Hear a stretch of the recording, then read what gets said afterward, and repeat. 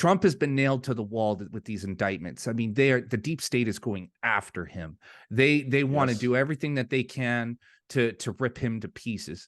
Now, from everything that I've seen, I do not see, I mean, every indictment they hit him with, he just gains another million votes. I mean, it's backfiring horrendously because people can see the game that's being played here.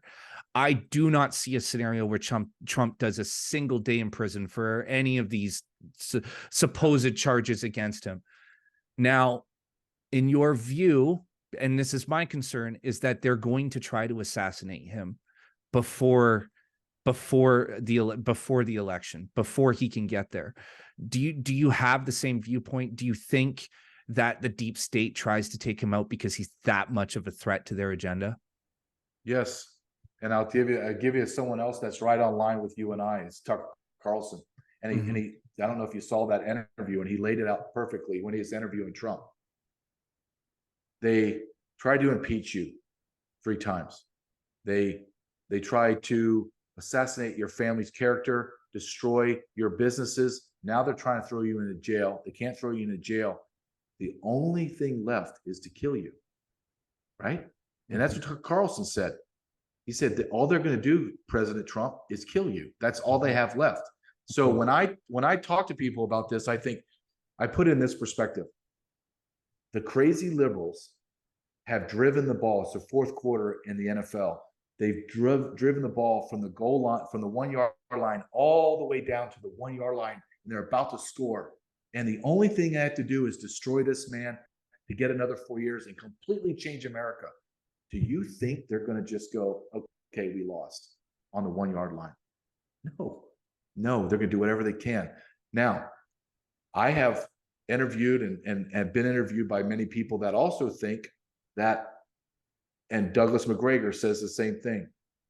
You might see World War III before the elections. You might see some kind of martial law in America. You might see another epidemic, pandemic, anything to stop the election to happen. Or they're going to cheat so brazenly that it will boggle anybody's mind. Things are coming to a head. I think if something like that happens, you will see a civil war. That's what I think too. What that civil war looks like, does it look like the 1860, or is it a more electronic war? I don't know what it is. And I don't want that, because when that civil war happens, whatever is left is what our country now is. It never goes back to the way it was. It'll just be this. I do have great concern going into 2024. I don't believe that. I think it will be absolute utter chaos like we have never seen before. And as Canadians, I think if I was Canadian, I would be irate that I'm having a direct impact from you idiots down there in America. Biden is a bag of skin and bones. That's all he is. He has no idea what's going on. You have America haters. They're going to push him out. There's no way he's going to run again. None. They're going to bring in Newsom because he's the tightest with China, and that he makes the most sense to bring in, because he will do whatever the Chinese want.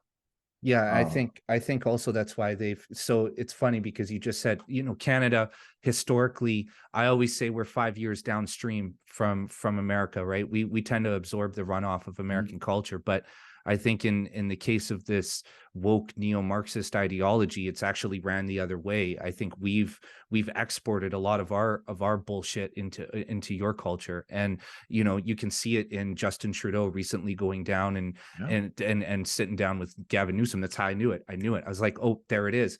That what they're trying to do is they're trying to increase Newsom's profile by having him meet with the woke neo-Marxist Canadian Prime Minister.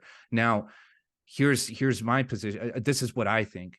I think that if Trump doesn't make it to election day, or if the Democrats try to steal the election, I hate to say this, and I don't want to sound like I'm a conspiracy theory alarmist type of guy, but I just don't see how a civil war is avoidable at this point, because you have a lot of people, you have millions of people who have been beaten to a fucking pulp for the last Mhm. 4 years, right? People are struggling, and it puzzles me how our legacy media is able to just overlook the fact that people can barely feed themselves, they can barely pay their mortgages, people can barely put gas in their cars because of the taxes. We are being strangled, right? So you have this tension that exists, and I think a lot of people see Trump as being the one who is going to relieve a lot of that pain, Mhm. right?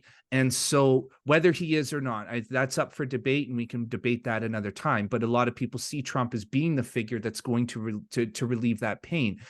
Yep. So you have a lot of people who are really desperate for an answer. And here comes the answer, right? 2024, Uh-huh. he's poised to do it, to take back the White House.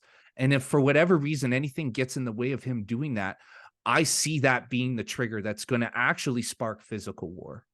I I do just, too. and I think it's disgusting and deeply irresponsible of liberals and Democrats to play that game, because I think it's a lot of people are going to die. And that's the part Mhm. that I get afraid of. You know, a lot of people talk about revolution. Oh, we need a revolution. And I always tell people, you don't want a revolution, man. If you read about revolutions that have occurred throughout history, um, they're always bloody, and there are a lot of people who die who are not the people who were intended to die in the first place, Yep. right? The real danger of revolutions is the vacuum that occurs after that entire structure is stripped out, because now you have all these different groups who are warring, who go to war over power, over Yep. control, and that's where most of the death and destruction happens. You don't want that. You don't want our republics and our democracies to fall to a revolution or to corruption.